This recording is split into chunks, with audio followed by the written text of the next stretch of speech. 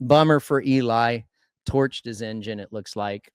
Yeah, What do it's you think? What do I you don't think know. of that? It's interesting. You know, it's not the first time, right? It's the first time for him particularly, but we saw with Cooper, with Cooper Webb at Paula. Yep. Now we have Eli with a malfunction, and then also Hayden's bike. You know, it's been twice now. Now it hasn't let completely go, but Colorado, and then Hayden here. I think it was in Moto 2.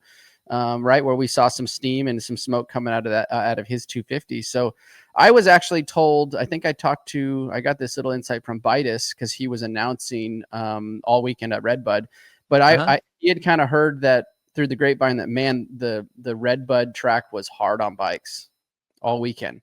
Yeah. Which you typically it's Southwick. Southwick's kind of the hardest one that we think of on equipment.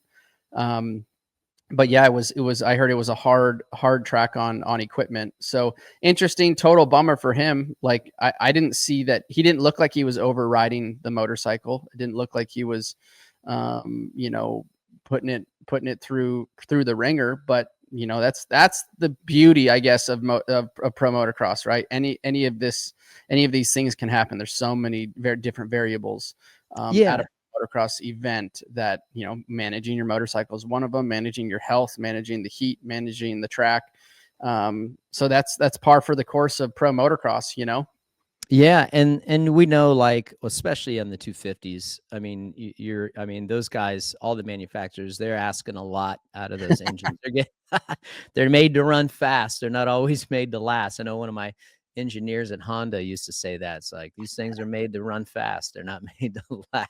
Yeah, And that's a good obviously one. you want them to last the whole race, but like, you're exactly right. Sometimes you have to manage the bike in certain situations. If you know they're going to run hot based upon what the track condition is like, and there's a lot of load on the bike, and the traction is pulling the bike down, that engine heat built up. I mean, so you take a guy like Deegan, or you take a guy like Eli. I mean, they ride their stuff at a very high RPM. If you're comparing it for the 450s, if you're comparing it to a guy like Jet, I will tell you the one that did surprise me, RV, is Coop, because I don't feel like Coop really rides his bike at a very high RPM, especially compared to Eli when you listen to him in the sound check. So that one was surprising to me. But you know, if there's a lot of load, and I feel like there was a lot of load on the bikes, even Rob was telling you he felt like it was tough on the bikes, probably for that reason. The dirt was very heavy.